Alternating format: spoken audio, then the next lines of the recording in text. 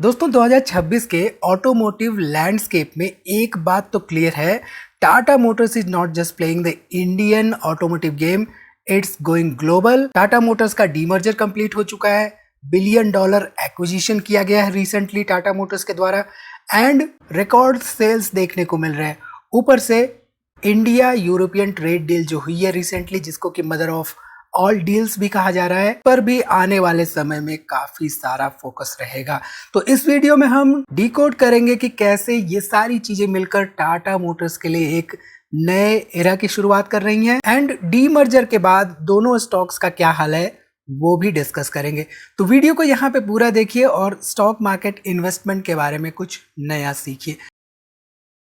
नमस्कार दोस्तों, मैं उमेश त्रिपाठी आपका स्वागत करता हूँ स्टॉक फॉर रिटेल पर, स्टॉक मार्केट से जुड़ी एक नई जानकारी के साथ। ध्यान रखिए, जो भी हम डिस्कस करेंगे यहाँ पे एजुकेशनल पर्पस से, यहाँ पे किसी तरह का रिकमेंडेशन नहीं है। तो रिसेंटली हमने देखा था कि टाटा मोटर्स को डीमर्ज करके दो अलग कंपनियों में बना दिया गया था, Tata Motors passenger vehicles and Tata Motors commercial vehicle.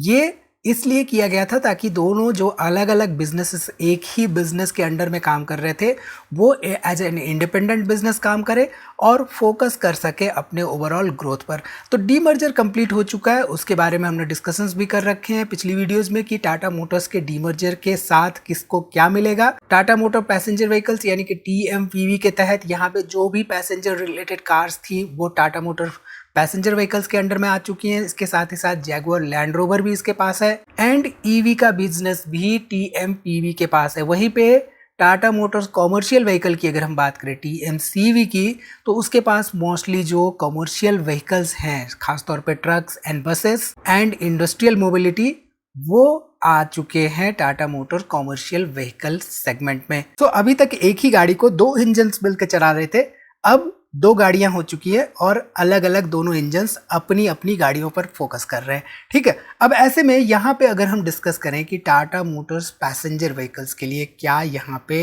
Transformation हुए हैं, तो यहाँ पे Tata Motors passenger vehicle purely consumer based company हो चुकी है, जहाँ पे इनके जो व्हीकल्स हैं वो एक तरह से सीधे हम जैसे एंड यूजर्स के पास आते हैं, एंड कस्टमर्स के पास आते हैं एंड इनके पास इलेक्ट्रिक व्हीकल्स की लीडरशिप के साथ ही साथ टाटा सियरा जैसी रीसेंट कार्स जो हमने देखी है लॉन्च होते हुए, उसकी वजह से सेल्स के वॉल्यूम्स में बढ़ोतरी देखी गई है। इसके साथ ही साथ जो JLR है यानी कि जैगुआर लैंड रोवर है, उस पे जो हाई मार्जिन्स इनको मिलते हैं, उसकी वजह से इसके पास एक एडवांटेज है एंड ये एक ग्लोबल ब्रांड भी है। ऐसे में जो इंडियन यूरोपियन ट्रेड डील हुई है उससे भी आने वाले समय में ऐसी कंपनियों पे एक फोकस देखने को मिल सकता है।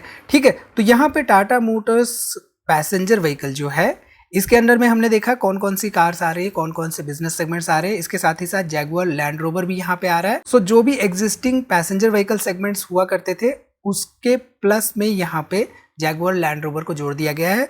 Including this now this becomes Tata motor passenger vehicles limited. तो यहाँ पे अगर हम रेवेन्यू पे ध्यान दें तो रेवेन्यू आप देखिए, रिसेंट जो क्वार्टर था Q2 FY 2026, यहाँ पर ईयर ऑन ईयर करीब करीब 13% के आसपास रेवेन्यू में ग्रोथ होता हुआ दिखाई दिया।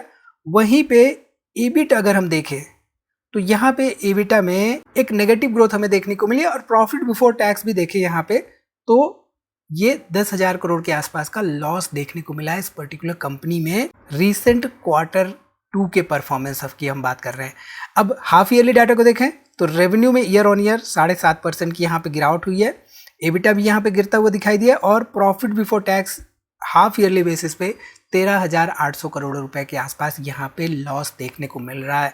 तो एक तरफ तो हम बात कर रहे हैं कि भाई इसमें क्या क्या चेंजेज हुए हैं और क्या क्या फर्दर स्कोप है ग्रोथ का, बट यहाँ पे इनके जो परफॉर्मेंसेस हैं रिसेंट क्वार्टर के, उसमें नेगेटिव ग्रोथ देखने को मिल रही है ओवरऑल रेवेन्यू एंड प्रॉफिटेबिलिटी में। ठीक है, ये तो था यहाँ पे पिछले क्वार्टर का डाटा। रिसेंट Q3 FY 2026 का जो डाटा है वो कल के दिन आएगा।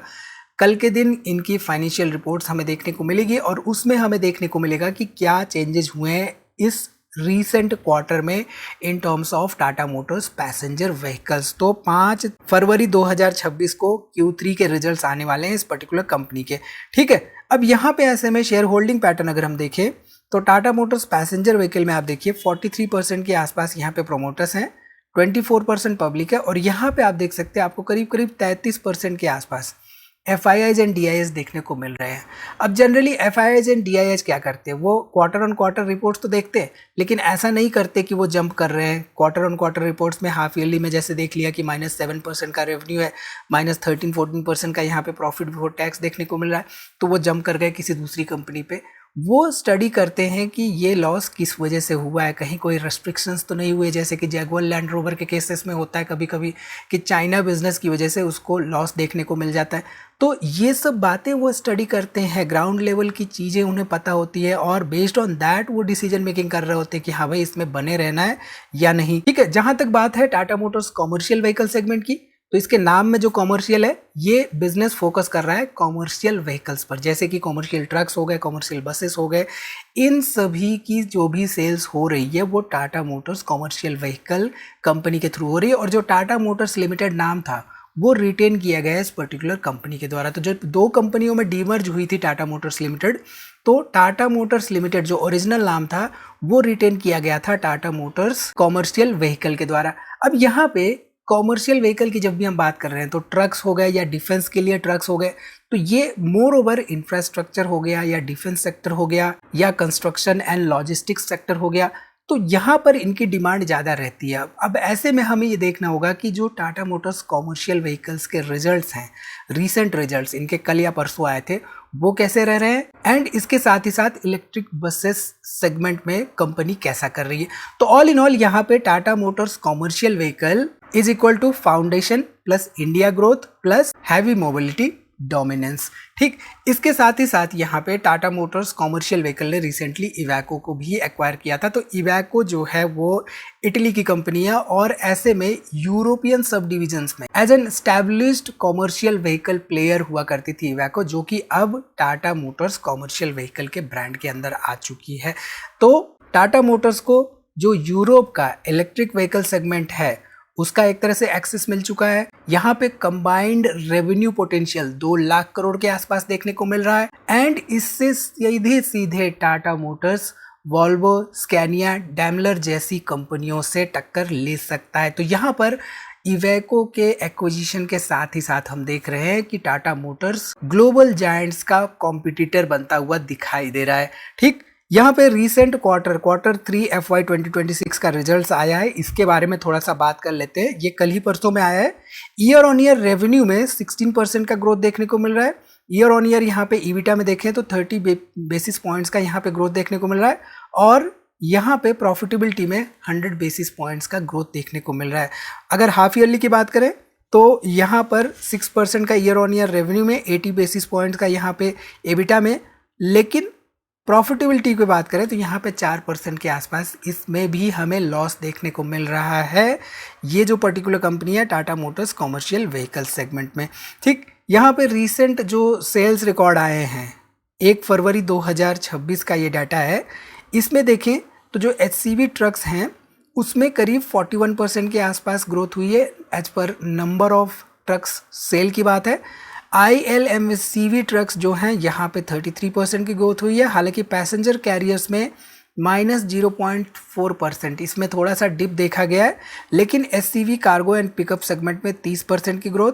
ओवरऑल डोमेस्टिक सेल्स में यहाँ पे देखें तो 30% की ग्रोथ है, बट इंटरनेशनल बिजनेस में देखिए तो 42% के आसपास की ग्रोथ देखने को मिल रही है। तो हम जैसा कि डिस्कस कर रहे हैं राइट, कंपनी के पास डोमेस्टिक सेल्स का स्कोप तो है ही, साथ ही साथ इंटरनेशनल मार्केट में भी यहाँ पे सेल्स इनकी ओवरऑल बढ़ते हुए दिखाई दे रही है। ठीक है, सो ऑल इन ऑल इनके पास 3 मेजर सेगमेंट्स हैं बिजनेसेस के, ट्रक सेगमेंट, बसेस सेगमेंट, इसके अंडर इलेक्ट्रिक व्हीकल सेगमेंट भी हम रख सकते हैं एंड साथ ही साथ SCVPU यानी कि small commercial vehicle and pickup range वाले जो व्हीकल्स हैं वो बिजनेस इसके पास है। यहाँ पे टाटा एस वगैरह हम देखते होंगे तो वो अब कॉमर्शियल व्हीकल सेगमेंट में आ चुका है। ठीक है, इसके साथ ही साथ यहाँ पे आप देखिए तो strong commercial passenger momentum with around 6000 unit government order book, इनके पास ऑर्डर बुक्स भी हैं।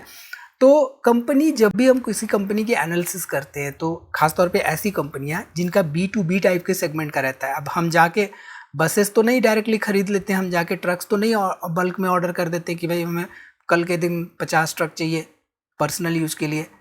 कंपनियां B2B टाइप की बिजनेस करती हैं, यानी कि हो सकता है कि मान लीजिए कोई ऐसी कंपनी है जो कि लॉजिस्टिक्स की कंपनी है, उसको एकदम से ज़रूरत पड़ी 40 बसों की, तो वो 40 बसें या 40 ट्रक्स ऑर्डर करेंगे टाटा मोटर्स कॉमर्शियल व्हीकल से। तो यहाँ पर 6000 यूनिट्स का ऑर्डर बुक है इनके पास, एंड साथ ही साथ ये कई तरह के कैपेक्स प्लान भी कर रहे हैं एंड कई तरह के बिड्स के लिए भी प्रिपेयर कर रहे हैं। ठीक है, सो यहाँ पे अगर हम Tata Motors commercial vehicle segment में देखें तो 42% के आसपास प्रमोटर्स हैं, यहाँ पे 22% पब्लिक है, और यहाँ पे आप देखिए तो आपको करीब करीब 35% के आसपास FIIs एंड DIs देखने को मिल रहे हैं। 18% यहाँ पे FIIs हैं एंड 17% के आसपास यहाँ पे आपको DIs देखने को मिल रहा है। तो दोनों कंपनियों में हमें FIIs एंड DIs दोनों का इंटरेस्ट देखने को मिल रहा है। तो ऑल इन ऑल यहाँ पे अगर हम देखें तो दोनों बिजनेसेस अभी डीमर्ज होने के बाद एक तरह से अपने बिजनेसेस को कंसोलिडेट करने में लगे हुए हैं। हालांकि थोड़ी बहुत प्रॉफिटेबिलिटी में यहाँ पे डिप देखने को मिल रही है दोनों की, but all in all for sure दोनों कंपनियां ग्लोबल लेवल पर जाने के लिए तैयार हो रही हैं। टाटा मोटर्स कॉमर्शियल व्हीकल हमने देखा कि इवेको के एक्विजिशन के साथ ऑलरेडी ग्लोबल लेवल पर जाने को तैयार है।